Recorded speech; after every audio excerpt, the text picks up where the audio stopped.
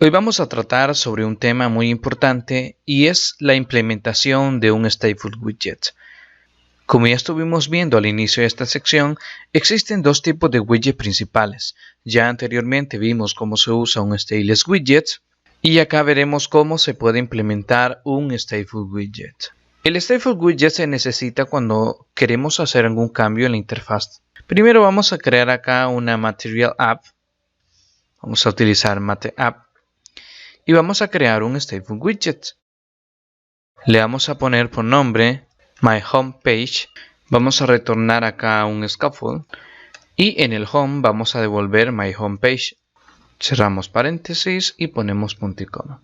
Ya con esto nosotros podemos correr nuestra aplicación, pero vamos a ver algunas partes del stateful widget. Como anteriormente se señaló, el stateless widget solamente ocupa una clase. Pero el stateful widget necesita implementar dos clases. Una que es la que se llama en el árbol de widget, que estaríamos hablando de My Home Page, que esta hereda de stateful widget. Tenemos primero el constructor, podemos establecer algunos atributos, igual que en stateless widget. Ya vamos a ver más adelante cómo se realiza este proceso. Tenemos también el estado, que en el stateful widget pues tenemos que crear o sobreescribir este método que se llama createState. En createState nosotros necesitamos retornar el estado de nuestro widget. El estado es una clase que hereda de state y que además utiliza un tipo de clase que en este caso apunta al widget que tenemos aquí, al widget padre, para poder acceder a los atributos que tiene el padre.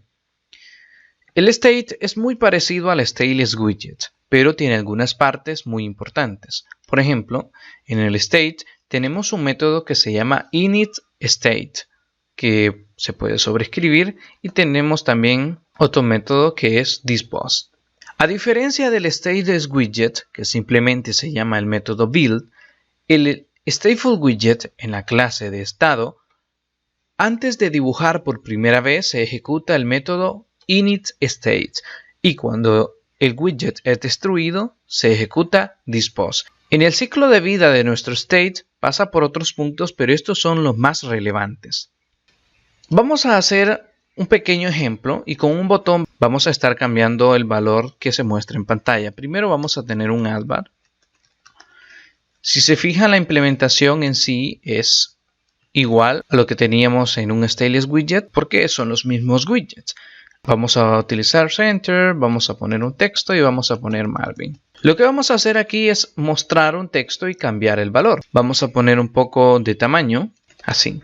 Esto es lo que nosotros haríamos comúnmente en un stateless widget, pero acá en un stateful widget no podemos hacer esto. ¿Por qué? Porque el valor que nosotros le pasemos al text tiene que ser dinámico para poderlo cambiar.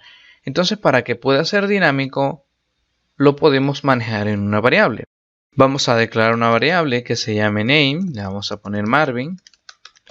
En vez de pasar el valor como tal en un string, vamos a apuntar a esa variable.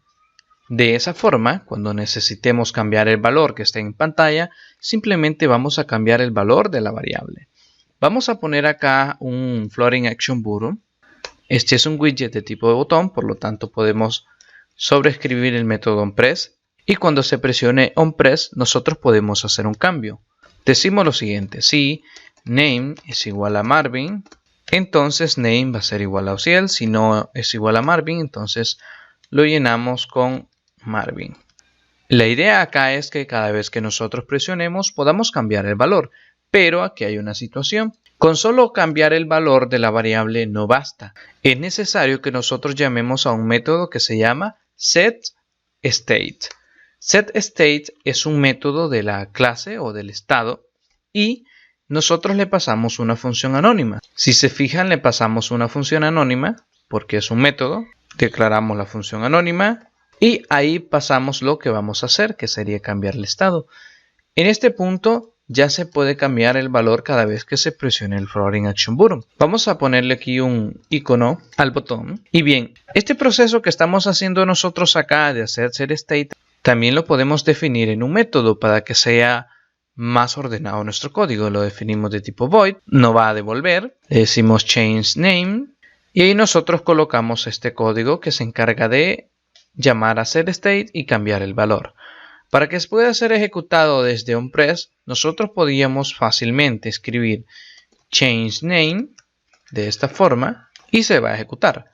Pero como nuestro método es compatible con el método que le pasamos a OnPress, simplemente vamos a escribir changeName sin paréntesis. De esta forma, al presionar se va a llamar onChange y va a funcionar de la misma forma, pero nuestro código va a estar más ordenado. Entonces, si nos fijamos, prácticamente es necesario dos cosas: cambiar el valor de la variable y llamar a setState. Nosotros también podemos ejecutar esa función no necesariamente desde una interacción del usuario, sino también algo que podamos programar en el código. Por ejemplo, si utilizamos timer, periodic, aquí vamos a estar ejecutando un código cada cierto tiempo. Declaramos el primer parámetro, es una instancia de duration, lo damos en seconds cada segundo, y cada vez que se ejecute pues va a estar llamando a changeName. No es compatible, tenemos que declarar acá nuestra función anónima que recibe un valor y ahí sí llamamos a changeName. ¿Por qué no pasamos directamente changeName? Porque la función que necesita acá recibe un parámetro y la que tenemos acá no recibe, entonces no es compatible. ¿Por qué no está ejecutándose? Bien, este cambio que nosotros hemos hecho se va a ejecutar cuando se llame a initState. En este momento solo he hecho hot reload, por lo tanto no se ha llamado el initState y tampoco se ha definido entonces esto. Al darle reiniciar, sí se va a ejecutar el initState y se va a hacer el cambio en pantalla. Vamos a ver.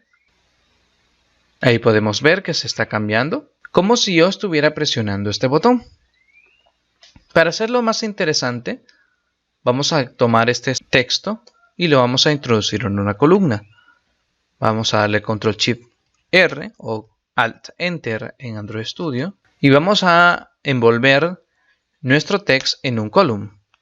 Luego del column vamos a colocar un Linear Progress Indicator. Vamos a poner como valor una variable que vamos a tener por acá de tipo double. Progress Value. Vamos a empezar con 0, 0. Lo vamos a definir acá. Lo mostramos.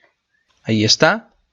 Y cada vez que llamemos a changeName, también vamos a estar aumentando el valor de Progress Bar. Decimos Progress Value más igual 0.01. De esta forma, el valor se va a estar aumentando progresivamente hasta que llegue hasta el final. Lo que estamos haciendo aquí es cambiando diferentes cosas con la misma función, dando a entender que simplemente debemos de cambiar los valores de las variables y ese cambio se va a mostrar en pantalla. Nosotros acá podemos tener atributos, por ejemplo un switch.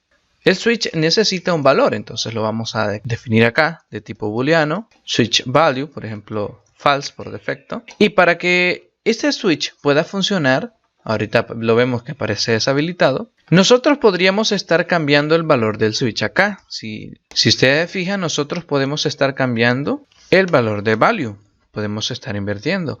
De esta forma podemos hacer que el valor esté cambiando, pero eso no es lo convencional, eso no es lo común. ¿Por qué? Porque el valor tiene que cambiar cuando nosotros presionemos. Entonces, para lograr eso, sobreescribimos el método onChange, recibimos un valor, llamamos a setState y decimos this.switchValue igual al nuevo valor. De esta forma, ese valor solo va a cambiar cuando nosotros demos clic. Si nos fijamos, ahí está. De esta forma, hemos analizado cómo funciona un stateful widget. En el sentido de que necesitamos el stateful widget, el estado, necesitamos también el método build que se encarga de retornar nuestro árbol de widgets, cómo podemos cambiar los valores al presionar un botón, cómo podemos ejecutar ese cambio a través de una función que no ha sido disparada por el usuario, cómo podemos, por ejemplo, cambiar el valor de un switch. Ya vieron cómo funciona una barra de progreso. Y de esta forma concluimos el video donde hemos aprendido cómo se utiliza un stateful widget.